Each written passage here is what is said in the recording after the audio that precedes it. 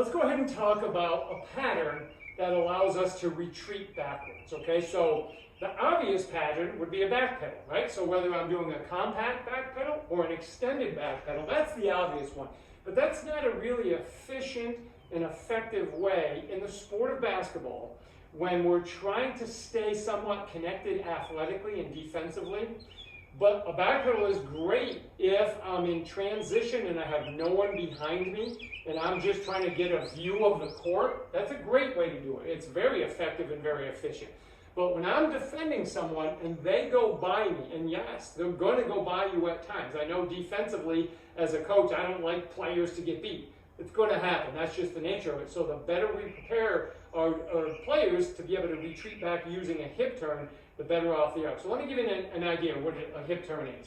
So what's commonly taught for us to open up and change direction is what we call a pivot.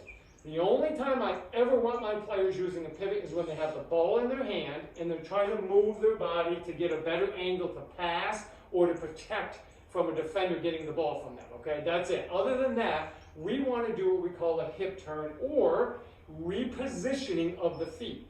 So let me give you an example. If you look at me in my defensive stance, okay? So as I sit here, if you look at my front leg or my back leg, the balls of my feet, and my feet are pretty much under my shoulders, okay? So if I drop the line down, that's where they are. So in order for me to go backwards, I really don't have a great angle, okay? It's hard for me to push off fast and open up. Now, if I pivot, so if I were to go like this and put this foot, leave it anchored on the ground and trying to pivot, I'm creating a lot of friction, which is slow, okay? So if I have friction, it's slow. I don't move as fast.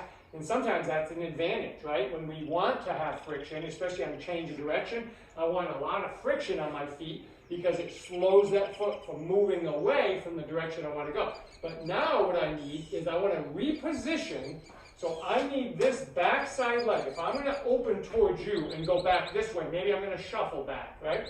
I need this leg to find another location here so that I can push off and go this way. Because remember, I want to move my center of mass in that direction. I can't do it if my foot's underneath my center of mass. I'm just not designed that way. So what we're going to do is we're going to disassociate, okay, which means I'm going to move my hips and my upper body separate. Okay, so I'm going to go like this. Now I've created an angle to be able to push up. Now because I'm demonstrating, you're seeing an awkward looking stance. It wouldn't look like this if I went fast.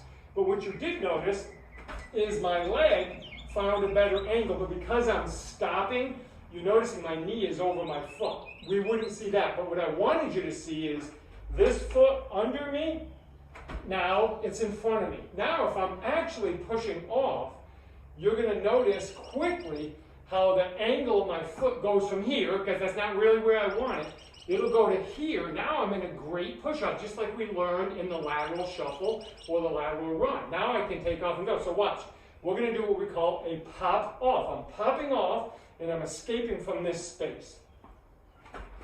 Okay, notice I went around, and I push, and I escaped quickly to allow me to do whatever skill that I'm linking together with the hip turn. Maybe it's a shuffle. Maybe it's a lateral run. Or maybe I'm going to just turn and take off and sprint up the court.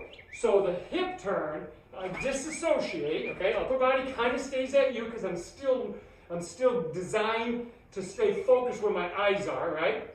I don't want to turn as a unit. It's too slow. But the big thing is I want to create that angle to be able to move in this direction. And because I push into the ground quickly, we do what we call create high levels of energy through a stretch shortening cycle. It's a big word, it's a big phrase, and it has to do with how the muscles and the tendons and the nervous system work together to move really fast, okay, versus powerful, a little bit slower, I want to go fast, all right? So we're going to disengage from the ground, disassociate, and then reposition, and then we can go into our next movement. So the hip turn, we might have to be able to do it all the way around, or sometimes we just do it a little bit just to create better angles. So there you go. There's your hip turn, one of your best strategies in the sport of basketball So you're able to retreat and still stay in great defensive position.